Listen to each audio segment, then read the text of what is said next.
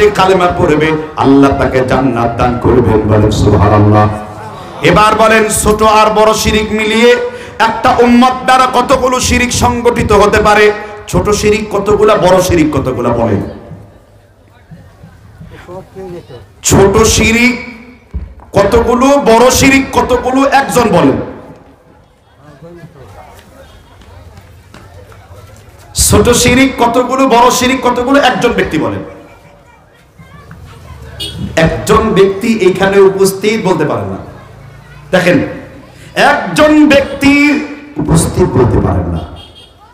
ফার্সিতে একটা কথা আছে, কাহিস মালুম কি মালুম সুদ, কি যে বুঝিলাম এখনো তো উহাই বুঝিলাম না।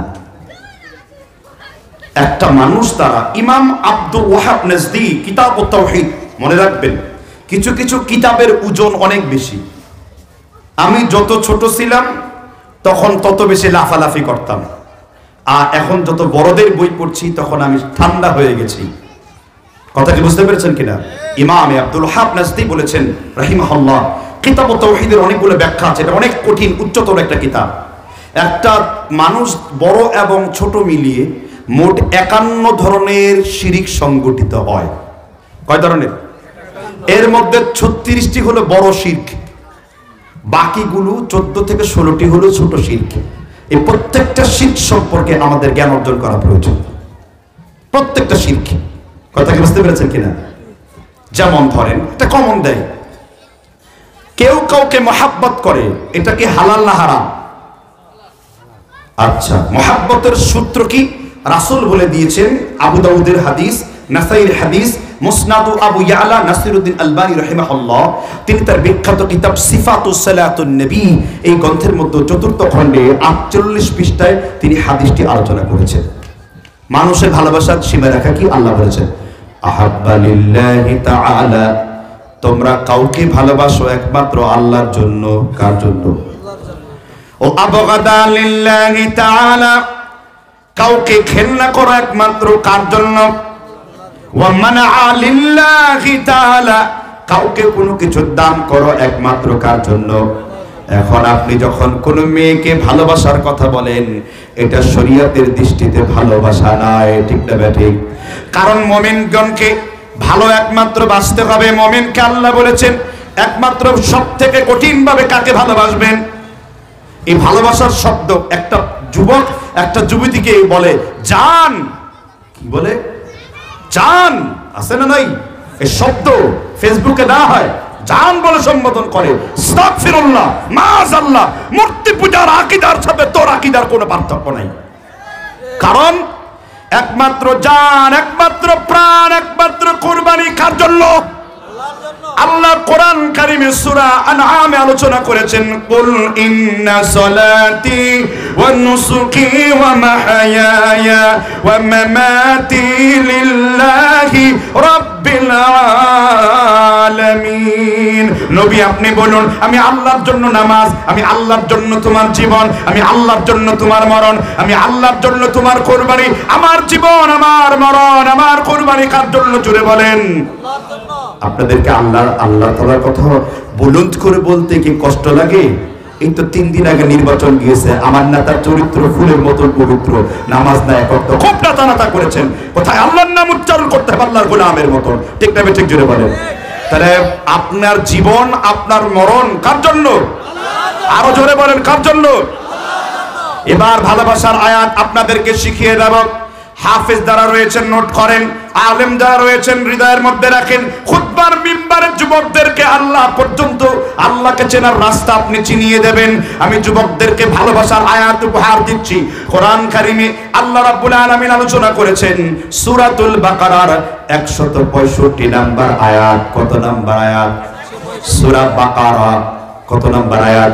ওয়া মিনান নাসি মাইয়াত্তাখিযু মিন দুনিল্লাহি আনদাদাই ইউহিব্বুনাহুম কাহুব্বিল্লাহ ওয়াল্লাযীনা আমানু আশাদ্দু হুব্বান লিল্লাহ।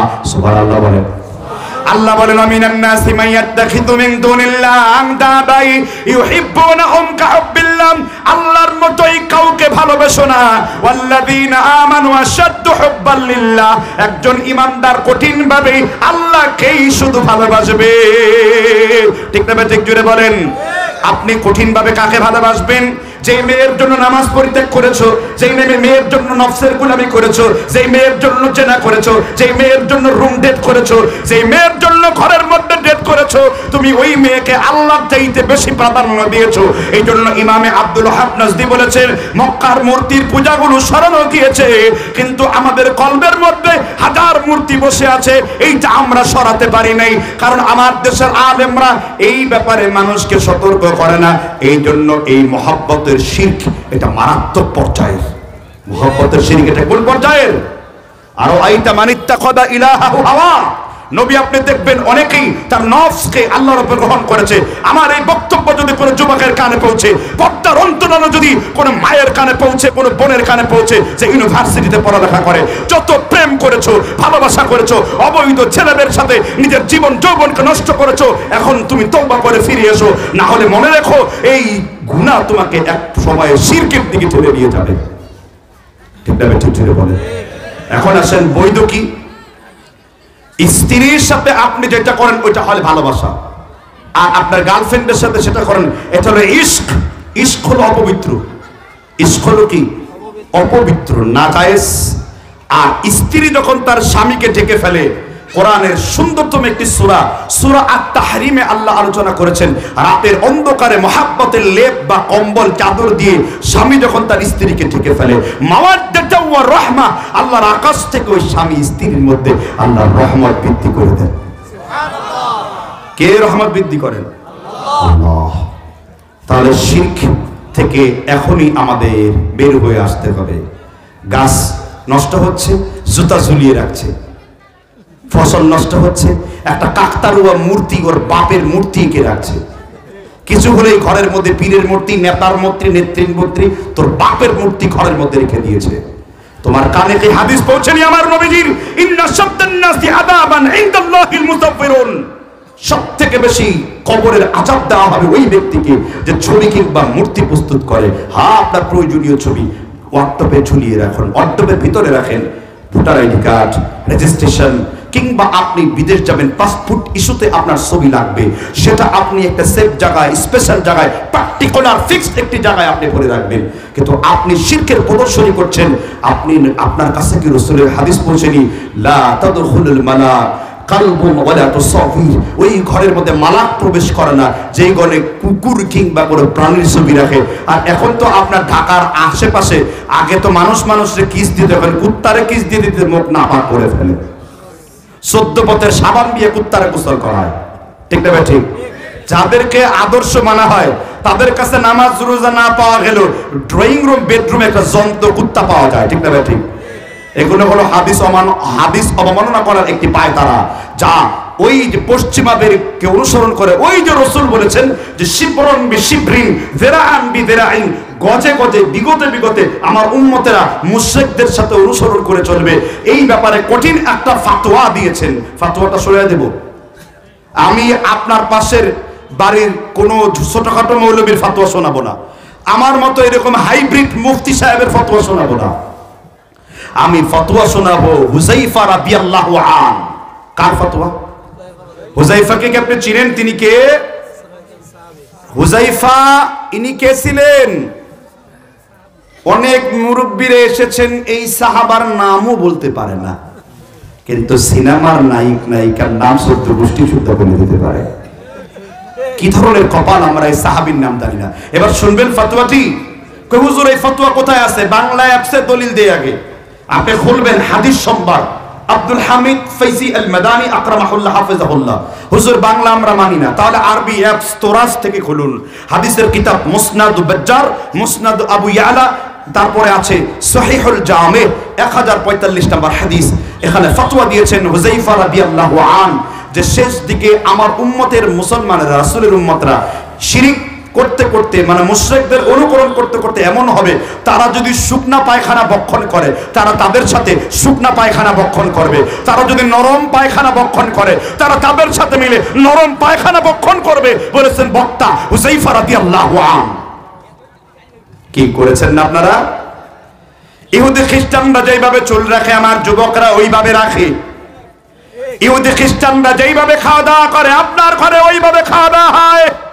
আমার নবী বলেছেন কুল্লু গুলামিন রহিনাতুন আও মুরতাহানুন, প্রত্যেকটা সন্তান আল্লাহর কাছে দায়বদ্ধ। যখন 7 দিন হবে তার আকিকা দাও, কিন্তু আকিকা দেওয়ার পরিবর্তে এখন আবার স্মার্টনেস হয়েছে। আমার ঢাকা জেলার লোকদের বড় অসুখ আছে, তারা কথায় কথায় এখন আর ফেসবুক টেসবুক এগুলা দেখে না, এখন কয় আমার ঘরে টেলিভিশন নেই। তোমার ঘরে টেলিভিশনের দরকার কি? আইফোন এবং অ্যান্ড্রয়েডের সেটগুলো তোমার হাতের মধ্যে আছে।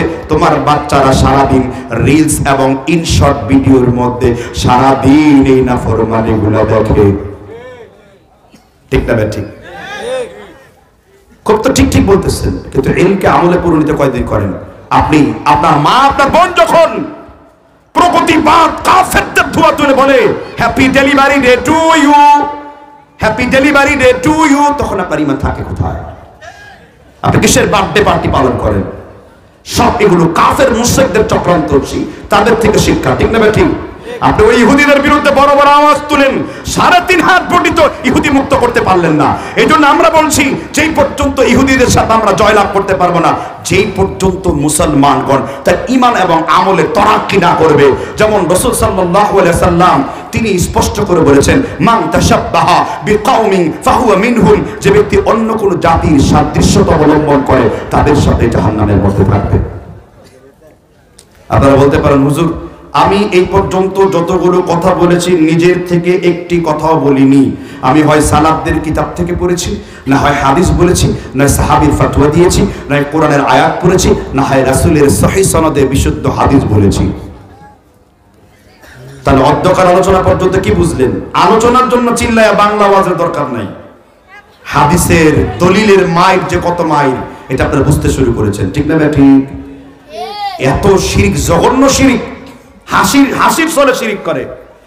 দাঁত পড়েছে মুখের মধ্যে, দাঁত দিয়ে ওর বাপ বলতেছে যাও ওই একটা গর্তের মধ্যে যায় বাচ্চা বলে ইন্দুর মামু আমার একটা দাঁত দাও। আরে কপুরা কপাল, তাওহীদ তো শিখেই না, ইঁদুরের কাছে তাওহীদ শেখানোর জন্য যায়, শিরকের প্রশিক্ষণ শিখে ইঁদুর মামুর কাছে দাঁত চায়। নাউজুবিল্লাহ। এরকম হাজারো শিরক আস্তে আস্তে আমরা করি। আল্লাহ তাআলা এইরকম জাহান্নামীর কাছ থেকে আমাদের বাঁচার তৌফিক দান করুন। কি পারবো ইনশাআল্লাহ শিরক মুক্ত জীবন যাপন করতে? এখানে একটা মেসেজ দেই যে আপনারা তো আরবি কিতাব থেকে আলেম ওলামাদের বই পড়েছেন, আমরা কোথা থেকে পড়বো? আমার যতগুলো বই দেখেছি, আমাকে খুব ভালোবাসেন একজন, সেই নোয়াখালী জুনের একজন আলেম শেখ মুস্তাফিজুর রহমান মাদানী। আমি তার মাদ্রাসায় 3 বার প্রোগ্রাম করতে গিয়েছি, আলহামদুলিল্লাহ। জুমার খুতবা দিতে গিয়েছি, ওখানে প্রোগ্রাম করেছি। মুস্তাফিজুর রহমান মাদানীর একটি অসাধারণ বই রয়েছে, ছোট শিরিক এবং বড় শিরিক। এই বইটি প্রত্যেক মুসলিমদের ঘরে থাকা উচিত। কি নাম বলেছি? একটু জোরে মুখস্থ করেন। ছোট শিরিক কি? এখন আওয়াজ তোলে না। ওই ডাস্টার না মাস্টার, সিলিং ফ্যান কি জানি ওইগুলো মুখস্থ থাকে আপনাদের না? কি ছোট শিরিক আর কি? বইটি কিনে পড়বেন, বইটি কিনে সকলে পড়বেন, তাহলে এক নজরে শিরিক সম্পর্কে একটা ধারণা তৈরি হয়ে যাবে, একটা কনসেপ্ট তৈরি হবে। ঠিক না? ঠিক। আর আরেকটু উপরের দিকে যদি যেতে চান তাহলে আহলুল আরবদের আকীদা সংক্রান্ত অনেক বই, আমাদের আবু বকর জাকারিয়া সাহেবের একটা বই রয়েছে আশ-শিরকুল কাদিম ফিল হাদিস আরবিতে, আর বাংলায় আপনি কিতাবুল আরশ, যেটারই ফটোকপি হলো রহমান আরশের উপর উঠেছেন। ইমাম যাহাবীর কিতাবুল আরশটাই হলো রহমান আরশের উপর উঠেছেন। কথা বুঝতে পেরেছেন কিনা? এই বইটি আপনারা কিনে পড়বেন, আল্লাহ বুঝবার তৌফিক দান করুন। তাহলে এক প্রকার প্রথম জাহান্নামী যারা, তারা কি? মুশরিক। আচ্ছা, এই যে মুশরিকের যে ওয়াজ শুনছেন, ছেলে মেয়েকে বিয়ে দেওয়ার সময় কি এটা খেয়াল রাখেন? ছেলে কি করে? ছেলে অমুক পীরের মুরিদ, কিন্তু সুইজারল্যান্ডে থাকে, সিটিজেনশিপ আছে, তোমার মেয়েকে নিয়ে সুখে রাখবে। কিন্তু আসল কথা হলো দুনিয়া তো আমার মেইন মাকসাদ না, আমার মেইন মাকাসাদ হলো কোনটা? আমার মেইন উদ্দেশ্য কোনটা? আখিরাত। এই জন্য আল্লাহ তাআলা কোরআন কারিমে শিরক সম্পর্কে এত সচেতনতা বৃদ্ধি করেছেন। বিয়ে করার ক্ষেত্রে, বিয়ে করার ফরজ, বিয়ে করার গুরুত্বপূর্ণ ফরজ কোনটা বলেন তো? কে বলতে পারবেন? এখানে তো বিয়ে করে ছেলের ঘরে নাতি হয়ে, নাতির ঘরে পুতিও হয়ে গেছে অনেক, আর এখন আসছেন বিয়ে করার রুকন কতগুলো, বিয়ে করার কতগুলো শর্ত রয়েছে, বলেন সেই শর্তগুলো কি? হ্যাঁ, 1 থেকে 8 পর্যন্ত হলে একটা হইবই। বিয়ে করার প্রথম একটি গুরুত্বপূর্ণ শর্ত হলো কুফু। কি জোরে বলেন, কি বলছি শব্দটা? শুনছেন কোনদিন? ভাই ফুপু নয়, মা বোন, ফুপু বলিনি, কুফু বলেছি। কি বলেছি? কুফু মানে কি জানি না। সুন্দর উত্তর, সোজা সাপটা। কোরআন পড়েন, ওয়ালাম ইয়াকুল লাহু কুফুয়ান আহাদ। আছে না নাই? কুফু মানে সমকক্ষতা। কুফু মানে কি? আপনি আহলে হাদিস, আপনার মেয়ে আহলে হাদিস হতে হবে। আপনি আহলে হাদিস, আপনার ছেলেও ওই রকম হতে হবে। আপনার মেয়ে শিরিক করে না, বিদআত করে না, আপনার ওই রকম পাত্র খুঁজে তার জন্য বের করতে হবে। জানেন সেটা? কারণ কোরআন আপনাকে বলছে। হাফেজ সাহেব আসেন, একটু সুর করে তেলাওয়াত করেছে, রূপটা কোথায় চলে গেছে? চলে যাওয়ার কথা আছে একটু। এই কথাটা তার কাছে ওয়াজটা পৌঁছে দিবেন এরপরে, ঠিক না? ঠিক। দ্বিতীয় পার্টে যে আলোচনা হবে সেটা পৌঁছে দিন তার কাছে আপনি। কি আল্লাহ তাআলা বলেছেন, মুমিনিনা মুমিনাতি মুসলিমিনা মুসলিমাতি কানিতিনা কানিতাতি। মুমিন মুমিনকে বিয়ে করবে, মুসলিম মুসলিমকে বিয়ে করবে, তওবাকারী তওবাকারীকে বিয়ে করবে, পবিত্র ব্যক্তি পবিত্রকারিণী মহিলাকে বিয়ে করবে। এটাই বলা হয় কুফু। মুমিন মুমিনকে বিয়ে করবে, একজন তওবাকারী তওবাকারীকে বিয়ে করবে, একজন মুসলিম মুসলিমাকে বিয়ে করবে। সুবহানাল্লাহ বলেন। এখন তো খুব সুবহানাল্লাহ বলেন, কিন্তু পাশের ফ্ল্যাটের পাশের বাড়ির একটা মাজার পূজারি, কবর পূজারি, আমি পীরের নাম বলবো না, নাম বললে মাইক সহ স্টেজটা নাপাক হয়ে যাবে, নাম কতগুলো জাহেলদের বলবো। ওই পীরের মুরিদের কাছে ছেলে যখন তুলে দেন, তখন কোথায় কুফু থাকে, তখন কোথায় আহলে হাদিস থাকে, তখন কোথায় সালাফি থাকে, তখন কোথায় আল্লাহর নবীর সুন্নাত জিন্দা থাকে। আপনি বিয়ের গুরুত্বপূর্ণ একটি অংশের মধ্যে আপনি শিরক মুশরিক না বুঝার কারণে এই পীরদের বাড়ির সাথে কারবার করছেন। এরকম ঘটনা আপনার এলাকায় আছে না নাই? আমি আপনার এলাকার কয়েক ডজনের খবর জানি। পীরদের কাছে নিজের ছেলের মেয়েকে বিয়ে দিচ্ছে, মেয়েকে উঠিয়ে দিচ্ছে। জামাই কি করে? অমুক পীরের মুরিদ। লজ্জা করে না তখন? ভাই সব প্রত্যেকটা বিষয়ে আমাদেরকে আখিরাত কেন্দ্রিক সালাফদের জীবন চরিত্রের বাইরে যাওয়া যাবে না। আল্লাহ তাআলা আমাদের বুঝবার তৌফিক দান করুন। তাহলে এক প্রকার জাহান্নামের পরিচয়। তাহলে এই বই পড়লে আমরা শিরকের পরিচয় পাবো। শিরক নিয়ে মেলা ওয়াজ হয়েছে, যেগুলো কম হয় আমি একটু বললাম, ঠিক না ভাই? ঠিক। এবার দ্বিতীয় জাহান্নামীদের একটি বিবরণ বলবো, শুনবেন কিনা? এক, দ্বিতীয় জাহান্নামীদের বিবরণ, কারা জাহান্নামে যাবে। যদি এটা এখানে কোনো মানুষের মধ্যে থাকে, সে জাহান্নামে যাবে যদি তওবা করতে না পারে। আজকের আলোচনা শোনার পরে যখনই আপনার কানে এই হাদিস পৌঁছবে, তখনই আপনার তওবা করতে হবে। দ্বিতীয় প্রকার জাহান্নামীদের পরিচয় হলো লিল হুসনিল মুগায়্যিরাতি খালাকাল্লাহ। আমি মুসলিম শরীফের ইবারত পাঠ করেছি 1684 নম্বর। নবীজি সাল্লাল্লাহু আলাইহি ওয়াসাল্লাম বলেছেন, লিল হুসনিল মুগায়্যিরাতি খালাকাল্লাহ। যে ব্যক্তি আল্লাহর সৃষ্টির পরিবর্তন করে সে জাহান্নামী। কার সৃষ্টির? জোরে বলেন। কার সৃষ্টির? আপনি কি? খালেক। আল্লাহ বলেন কি? আপনি কি? এটা কার সৃষ্টি? এটা যারা বলছেন তারা আবু হানিফা বলেছেন, 4 ইমাম বলেছেন, যারা বলে কোরআনকে আল্লাহর সৃষ্টি, যদি জেনে বুঝে বলে, আপনারা না জেনে বলেছেন, তাহলে সাথে সাথে এটা কুফরে পাওয়া হয়। এটা বিদাতি আকীদাগত বিদাতির আকীদা। কোরআনকে মাখলুক মনে করা, কোরআন আমাদের মতো সৃষ্টি না, এটা কোন সরফে সালেহিনদের আকীদা না, এটা আকীদাগত বিদাতিদের ফতোয়া হলো কোরআন হলো সৃষ্টি, কোরআন হলো আল্লাহর কালাম। কোরআন কার কালাম? আল্লাহর কালাম। কথা কি বুঝতে পেরেছেন কিনা?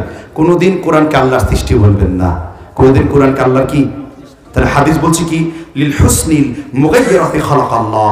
আল্লাহর রাসূল বলেছেন যে সালাতুন লা ইয়াদখুলুল জান্নাহ, 3 প্রকার ব্যক্তি আল্লাহর জান্নাতে প্রবেশ করবে না। এর মধ্যে এক প্রকার হলো লিল হুসনিল মুগায়্যিরাতি খালাকাল্লাহ, যে ব্যক্তি আল্লাহর সৃষ্টির পরিবর্তন করে। আচ্ছা, এখানে আল্লাহর সৃষ্টির পরিবর্তনকারী কোনো ব্যক্তি কি আছে আমাদের এখানে বসা? আল্লাহর সৃষ্টি পরিবর্তন করা কোনো ব্যক্তি কি এখানে বসে আছে? একটু উদাহরণ দিই ছোট্ট করে। আপনাকে আল্লাহ তাআলা দাড়ি দিয়েছেন, ছোট দাড়ি হোক, চুটকি দাড়ি হোক, লম্বা দাড়ি হোক, আমার মতো অল্প একটু দাড়ি হোক, আর আমার বন্ধু মোকাররম সাহেবের মতো দাড়ি হোক। অনেকে মনে করেন মোকাররম সাহেবের নাম বলছি, উনি আমার বয়সে ছোট, ওনার জন্ম 88-তে, আমার জন্ম 86-তে। কথা বুঝতে পেরেছেন কিনা? আল্লাহ তাআলা উনাকে একটু দাড়ি পাকায় দিয়েছেন, আল্লাহ উনাকে মর্যাদার দিকে নিয়ে গেছেন, কিন্তু খুবই অন্তরঙ্গ সম্পর্ক আমাদের দুইজনের মধ্যে রয়েছে, এই জন্য বন্ধু বলছি। কথা বুঝতে পেরেছেন কিনা? তাহলে আবার দূরে যে বলবে যে বেয়াদবি করতেছে না। আমার খুব মোস্ট একজন বন্ধু মানুষ হলেন মুকাররম বিন মহসিন মাদানী। অনেক সময় বাতিলদের সাথে মোনাজারায় মুকাররম ভাইয়ের নাম দেখবেন ঘোষণা করা থাকে, কথা বুঝতে পেরেছেন কিনা? তো আল্লাহ সুবহানাহু ওয়া তাআলা শায়েখের ইলম এবং আলোচনায় বরকত দান করুন। আমি যে কয়জন আলেমদের সাথে উঠা বসা করেছি, মুকাররম সাহেব তোর কাছে নাই, সেই কয়েকজন আলেমদের মধ্যে তাকে আমাকে জাহিন, মেধাবী, আবেদ, ইবাদতকারী এবং মুত্কিন, তাকওয়াবান এবং তাকে বিনয়ী মনে হয়েছে। সুবহানাল্লাহ বলেন। আর ওনার নাম উচ্চারণ করা যাবে না, আমাদের এটা বলার উদ্দেশ্যও না। আমি যেটা বলছিলাম যে আল্লাহর সৃষ্টির পরিবর্তন আপনাদের এলাকায় কোনো লোকের মধ্যে আছে? যুবক, আমি একটা হাদিসের শুধু অনুবাদ করব, তুমি এবং যুবতী, আমি শুধু একটা হাদিসের অনুবাদ করব। যদি তুমি যুবক আর তুমি যুবতী, তুমি ল্যাড আর তুমি লেডি, এই হাদিসের মধ্যে পড়ো, এখন তওবা করতে হবে। করবো কিনা? আল্লাহর নবী ওয়া আন আবি হুরায়রা রাদিয়াল্লাহু আনহু قال রাসূলুল্লাহ, পেছনের লোকদের মুখে রাসূলের নাম শুনলেও দরুদ পড়তে দেখলাম না। রাসূলের সাথে বেয়াদবি করে কি আপনারা খুব মজা পান নাকি? আমি যখনই আমার রাসূলের নাম বলবো সাথে সাথে কি বলবো? সাল্লাল্লাহু আলাইহি ওয়াসাল্লাম।